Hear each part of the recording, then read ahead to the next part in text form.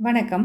அமரர் கல்கியின் பொன்னியின் செல்வன் பாகம் 5 தியாக சிகரம் அத்தியாயம் 68 ஒரு நாள் இளவரசர். சேந்தன் அமுதனின் கட்டிலுக்கு அடியிலிருந்து வந்த முனகல் சத்தத்தை கேட்டதும் ஆழ்வார்க்கடியான், ஆஹா, அப்படியா சமாச்சாரம்? சிவபக்த சிகாமணிகளே, பழைய பரமசிவனைப் போல் மோசம் செய்ய ஆரம்பித்து விட்டீர்களா என்று சொல்லிக்கொண்டே மேலே போகத் தொடங்கினான். பூங்குழலி தன் இடையில் செருகியிருந்த கத்தியை சட்டென்று எடுத்து காட்டி, வைஷ்ணவனே, சிவபெருமானை பழித்த பாதகனாகிய நீ இந்த உலகில் இனி ஒரு கணமும் இருக்கலாகாது. மேலே ஒரு அடி எடுத்து வைத்தாயானால் உடனே வைகுண்டம் போய் சேர்வாய் என்றாள். தாயே மகாசக்தி, உன்னுடைய வார்த்தைக்கு மறுவார்த்தை உண்டா? வைகுண்ட பதவி கிடைப்பது எளிதன்று. உன் கையால் என்னை அங்கே அனுப்பிவிட்டாயானால் அதை காட்டிலும் பெரிய பாக்கியம் எனக்கு வேறென்ன கிடைக்கக்கூடும்? இச்சமயத்தில் சேந்தன் அமுதன் கட்டிலிலிருந்து எழுந்து வந்து, பூங்குழலி, வேண்டாம், கத்தியை இடுப்பில் செருகிக்கொள். இந்த வைஷ்ணவன் சிவனை தூஷித்ததனால் சிவபெருமானுக்கு குறைவொன்றும் வந்துவிடாது. தீய வழியினாலும் நல்லது ஏற்படாது. பொய்மையினாலும் மோசத்தினாலும் நன்மை எதுவும் கிட்டாது. இந்த வைஷ்ணவனிடம் உண்மையை சொல்லி உதவி கேட்போம். இவனும் வந்தியத்தேவனுக்கு சிநேகிதன் தானே என்றான். அப்படி வாருங்கள் வழிக்கு.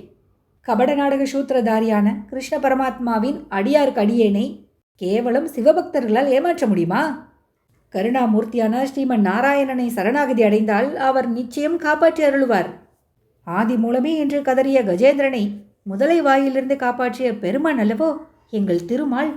ஆமாம், உங்கள் திருமால் வைகுண்டத்திலிருந்து வந்து சேருவதற்குள் உங்கள் சிநேகிதர் இந்த மண்ணுலகிலிருந்தே போய்விடுவார் என்று பூங்குழலி சொல்லிவிட்டு கட்டிலை நோக்கி விரைந்து சென்றாள். மற்றவர்களும் அவளை பின்பற்றி சென்றார்கள்.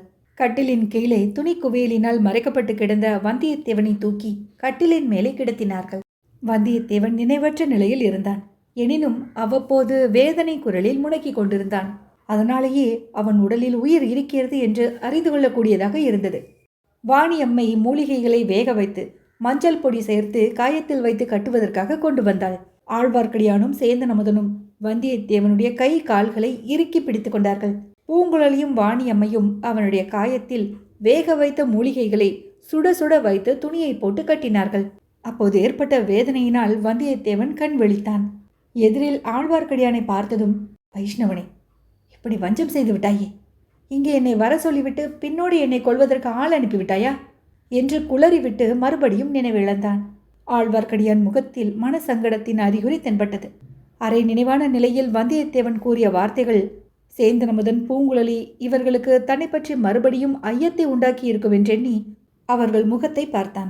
பூங்குழலியின் முகத்தில் பூத்திருந்த புன்னகை அவனுக்கு சிறிது தைரியத்தை உண்டாக்கியது. வைஷ்ணவரே, வந்தியத்தேவரை நீர்தான் இங்கே அனுப்பி வைத்தீரா என்று கேட்டாள். ஆம் தாயே, ஆனால் இவனை கொல்வதற்கு பின்னோடு நான் யாரையும் அனுப்பி வைக்கவில்லை. அது இருக்கட்டும், இங்கெதற்காக இவரை அனுப்பினீர்? தப்பி ஓடி செல்வதற்காக அனுப்பினேன்.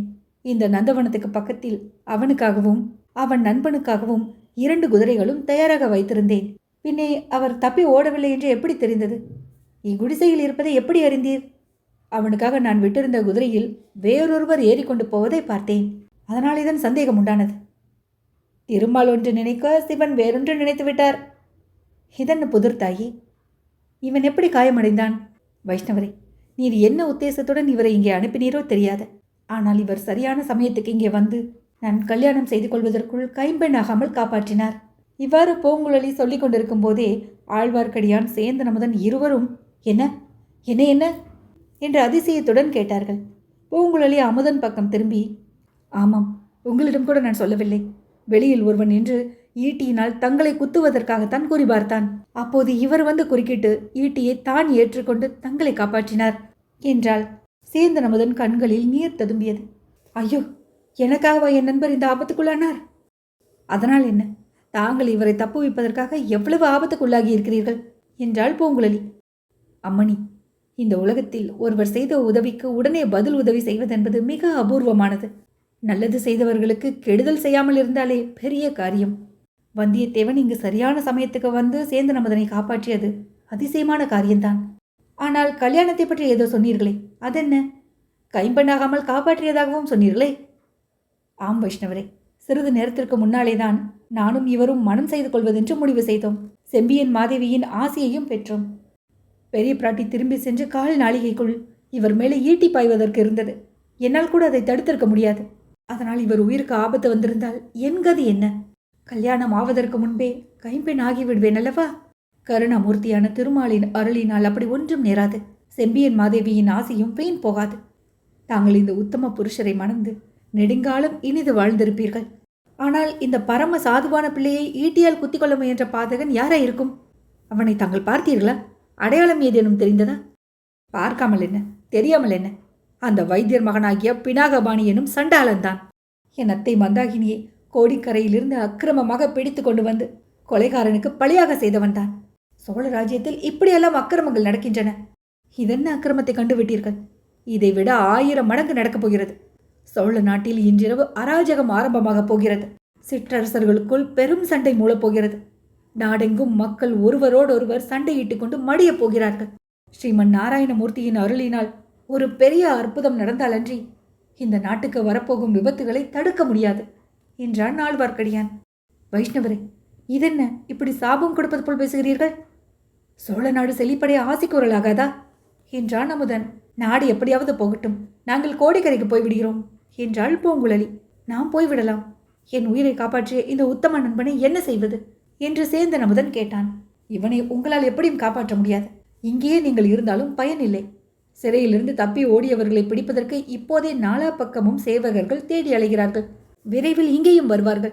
வாசலில் நிற்கும் காவலர்களுக்கு நானே என்ன சமாதானம் சொல்லி அழைத்து போவதென்று தெரியவில்லை என்றான் ஆழ்வார்க்கடியான். ஐயா வைஷ்ணவரே, நீர் எவ்வளவோ கெட்டிக்காரர்.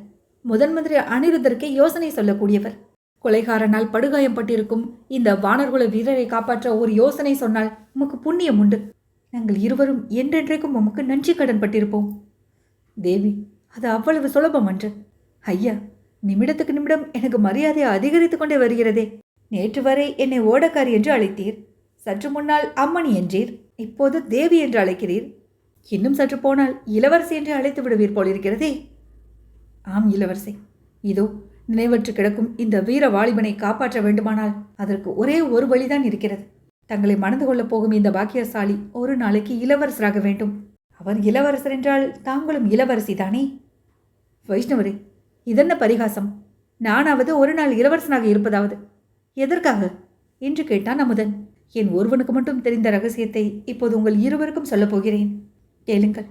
இல்லை, முதலில் இதை பாருங்கள் என்று கூறிவிட்டு ஆழ்வார்க்கடியான் தன்னுடன் கொண்டு வந்திருந்த மூட்டையை அவிழ்த்து அவர்களுக்கு காட்டினான்.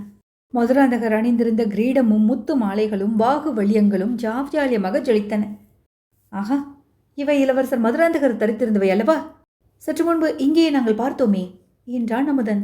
இவை எங்கிருந்து கிடைத்தன என்றாள் பூங்குழலி. இந்த நந்தவனத்தின் வேலி ஓரத்திலிருந்து கிடைத்தன.